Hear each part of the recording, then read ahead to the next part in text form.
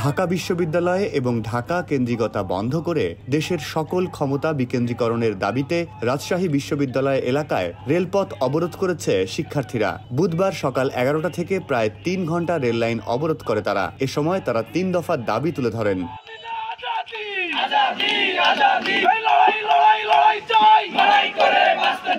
রাজশাহী বিশ্ববিদ্যালয় থেকে আমরা যে ডিসেন্ট্রালাইজড বাংলাদেশের নতুন আন্দোলন শুরু করেছি, এটি শুধু নতুন আন্দোলন নয়, ঢাকা এবং ঢাকা বিশ্ববিদ্যালয় কেন্দ্রিক যে একটি আধিপত্য আমরা লক্ষ্য করছি, 24 পূর্ববর্তী সময়ে আমরা এটি দেখেছি এবং 24 পরবর্তী সময়ে এটি আরো অনেক বেশি আমরা লক্ষ্য করছি।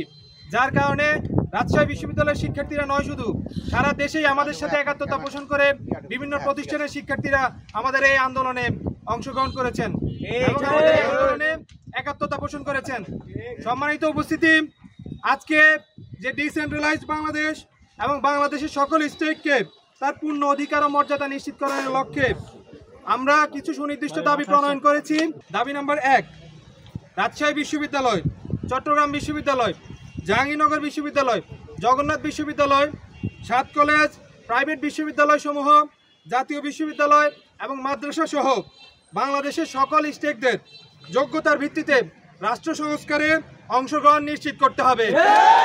দাবি নাম্বার 2, সংস্কার কমিশন, পিএসসি, ইউজিসি সহ রাষ্ট্রীয় সকল গুরুত্বপূর্ণ প্রতিষ্ঠান ও সংস্থাগুলো পুনর্গঠন করে সবার অংশগ্রহণ নিশ্চিত করতে হবে। দাবি নাম্বার 3, ডিসেন্ট্রালাইজড বাংলাদেশ গঠনে দ্রুত সময়ের মধ্যে একটি রূপরেখা প্রণয়ন করতে হবে।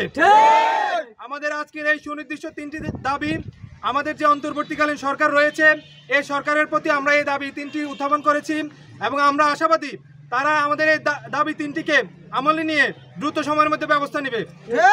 পরবর্তী কর্মসূচি আগামীকাল যেহেতু আমাদের প্রিয় প্রতিষ্ঠান চট্টগ্রাম বিশ্ববিদ্যালয়ের ভর্তি পরীক্ষা রাজশাহী বিশ্ববিদ্যালয়ে অনুষ্ঠিত হবে, তাই জনভোগান্তির কথা চিন্তা করে আমরা আমাদের আন্দোলন দিনে না করে আমরা সন্ধ্যা 7টায় জওয়া চত্বরে আমাদের পরবর্তী কর্মসূচি ঘোষণা করছি। জুলাই বিপ্লবে ফ্যাসিবাদের প্রতিরোধের দুর্গ হিসাবে গড়ে উঠেছিল প্রত্যেকটা স্টেট। এই রাজশাহী বিশ্ববিদ্যালয়, অন্য সকল পাবলিক বিশ্ববিদ্যালয়, 7 কলেজ, ন্যাশনাল, প্রাইভেট, মাদ্রাসা। কিন্তু যখন নতুন বাংলাদেশে যখন রাষ্ট্রের বিভিন্ন জায়গায় প্রতিনিধি দেওয়ার প্রয়োজন পড়লো, ইউজিসি, পিএসসি মেম্বার, বিভিন্ন সংস্কার কমিশনের প্রতিনিধি, বিভিন্ন বিশ্ববিদ্যালয় ভিসি প্রশাসন, উপদেষ্টার পিএস, সকল জায়গায় স্টেট একক আধিপত্য, আবার সেই ঢাকা এবং ঢাকা বিশ্ববিদ্যালয় কেন্দ্রিক একটা আধিপত্যবাদের আবার একটা ব্যাপার চলে আসলো। বিপ্লবের 7 মাস পরে আমাদের আবারও মাঠে নামা লাগতেছে। কারণ কি, এই আধিপত্য আমাদের এখন মনে হচ্ছে যে একটা আধিপত্যবাদ থেকে সরে এসে আমরা আরেকটা আধিপত্যবাদের হাতে আমাদের এই দেশটাকে তুলে দিয়েছি। আমরা চাই ডিসেন্ট্রালাইজ বাংলাদেশ, আমরা চাই পাহাড় থেকে সমতল, প্রান্তিক থেকে প্রান্তিক অঞ্চলের যেখানে যেই যোগ্য মানুষটা আছে তাকে সেখান থেকে এনে মূল্যায়িত করতে হবে।